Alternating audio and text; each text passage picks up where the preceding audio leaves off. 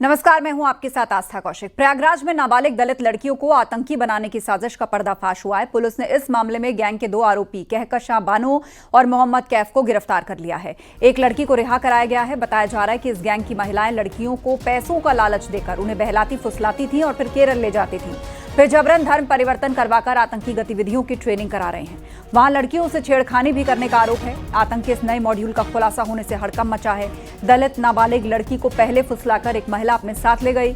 लड़की के लापता होने पर परिजनों ने पुलिस में गुमशुदगी की रिपोर्ट कराई और फिर पुलिस ने इस सनसनीखेज मामले का पूरा खुलासा किया है।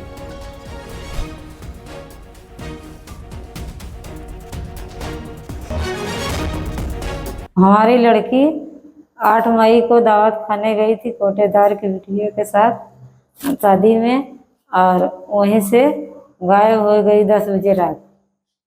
हम हेर रहे थे कहाँ गई, और दरस्ता के साथ फूलपुर पैदल आई थी और उसके बाद वहीं से गायब हो गई। यहाँ से इलाहाबाद एक लड़का ने पहुँचाया इलाहाबाद तक। उसके बाद इन्हें टिकट कटाया दरस्ता ने। उसके बाद ले गई दिल्ली पहुंच गई। दिल्ली से केरला गई। केरला से हमारे लगे फ़ोन आया था। वो बोली कि अम्मी हमको पकड़ा है, आओ छुड़ा लो। तो आए, हम पुलिस की इतला दिए थे। पुलिस ने छुड़ा के ले आए हमारी लड़की के। पुलिस हमारे लड़की के बरामद लेके आई थी। प्रयागराज जंक्शन से दरकशा बानो नाबालिग लड़की को अपने साथ दिल्ली लेकर गई, फिर वहां से केरल में त्रिशूर तक लेके गई। इस संबंध में पीड़िता द्वारा आरोप लगाया गया है कि केरल में दरकशा बानो द्वारा उसको वहां कुछ संदिग्ध लोगों से मिलवाया गया, जिन्होंने उसको पहले पैसों का प्रलोभन दिया, बाद में जबरन धर्म परिवर्तन करवाया और वहां रुककर जिहाद के लिए सिखलाई का दबाव बनाया। यह सब देखकर वह घबरा गई तथा वहां से किसी तरह से बचकर भागी और रेलवे स्टेशन त्रिशूर पर पहुंची, जहां पर स्थानीय पुलिस द्वारा उसको देखा गया और उसके परिजनों को सूचित किया गया और CWC केरला में रखा गया।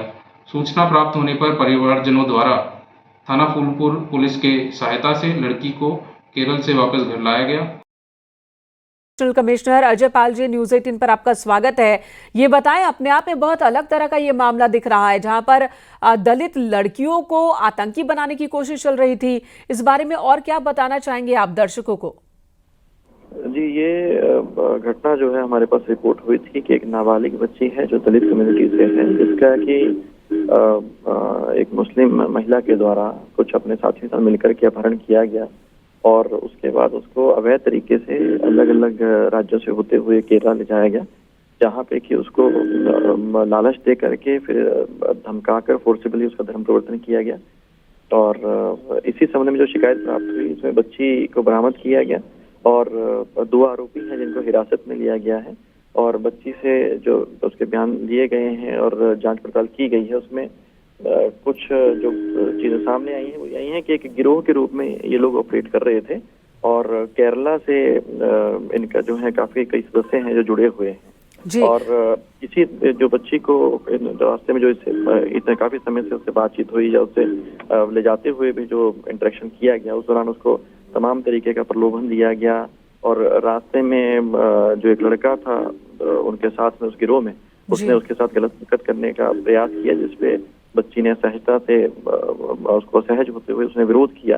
उसके बाद उसको केरला वगैरह ले जाया गया। वहाँ पे ये चीजें संज्ञान में आई हैं कि धर्म परिवर्तन करवा करके कुछ एंटी नेशनल एक्टिविटीज थी जिनके साथ उसको जोड़ने का प्रयास किया जा रहा था और ये भी उसको बताया गया कि इस तरह की और भी ऐसी बच्चियां हैं जिनको कि इस तरह से उनको पैसे के हिसाब से या उनके मतलब अच्छे उनको जीवन दिया जाता है। इसी तरह के प्रलोभन दे करके और दबाव बना करके उनके साथ में इस तरह की घटना को अंजाम दिया जा रहा था। अजय पाल जी, कुछ पता चला है इस नेटवर्क में कितना बड़ा ये गिरोह है, कितना बड़ा नेटवर्क है और क्या इस नेटवर्क के किसी शख्स की गिरफ्तारी अभी तक हुई है? जी, अभी 2 जो आरोपी हैं वो हमारे हिरासत में हैं, उनसे भी पूछताछ की जा रही है। उनके जो भी डिटेल्स हैं, उनसे जुड़े हुए जो भी कॉन्टेक्ट हैं, उन सबको खंगाला जा रहा है। इसमें कुछ और संदिग्धों के नाम सामने आए हैं जिसके लिए अलग अलग राज्यों के लिए हमारी टीमें डिस्पैच की गई हैं। फिलहाल इस पे हम बहुत गहनता से भी जांच कर रहे हैं और जो भी अन्य लोग हैं वो सभी को इसमें इन्वेस्टिगेट करके पूरे मामले का खुलासा किया जाएगा। जी अजय पाल जी, अभी तो बहुत शुरुआती मसला है, लेकिन क्या लड़की ने बताया कि वहां पर कुछ और लड़कियां भी थी, किसी से बात हुई थी, वो सभी उत्तर प्रदेश की थी या अलग अलग जगहों से उन्हें ले जाया गया था? बच्ची के बयानों में ये बात आई है कि कई और बच्चियां, खासतौर पर नाबालिग और दलित कम्युनिटी की बच्चियां हैं जिनको ये टारगेट कर रहे थे। तो वही जो इनके जो भी संपर्क हैं और अन्य जो भी इनके द्वारा गतिविधियां थी, उसी से ये हम इसको इन्वेस्टिगेट करने की कोशिश कर रहे हैं कि और किन किन को इनके द्वारा टारगेट किया गया। जी अजय पाल जी, एक और सवाल, ये जो बच्ची है, क्या बच्ची के परिजनों ने गुमशुदगी की रिपोर्ट दर्ज कराई थी जिसकी तलाश में पुलिस इस तक पहुंची और ये खुलासा हुआ है, या बच्ची खुद ही उनके चुंगल से भागकर पुलिस तक पहुंची? हाँ, बच्ची ने जब वहाँ पे जो चीजें देखी हैं उसके बाद वहाँ से वो खुद ही सहायता से डर करके वहाँ से भागी है। और उसके बाद में फिर जो पुलिस को इंटीमेट इनके परिजनों के द्वारा किया गया था, उसके अपहरण की सूचना दी गई। तो फिर उसके बाद कांटेक्ट करके फिर बच्ची को बरामद किया गया और आरोपियों को गिरफ्तार किया गया। जी अब कुछ और पता चल पाया है कि प्रयागराज में ये नेटवर्क कितना बड़ा है? क्योंकि प्रयागराज तो वो जगह है जो बहुत सुरक्षित, सेफ माना जाता है, वहां से भी इस तरह से बच्चियों को और दलित बच्चियों को अपहरण कर ले जाना।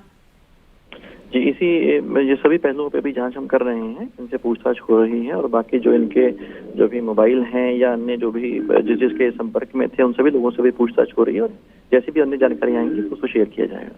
जी धन्यवाद अजय पाल शर्मा जी, एडिशनल कमिश्नर प्रयागराज इस वक्त हमारे साथ फोन लाइन पर मौजूद है और उन्होंने पूरी जानकारी दी है।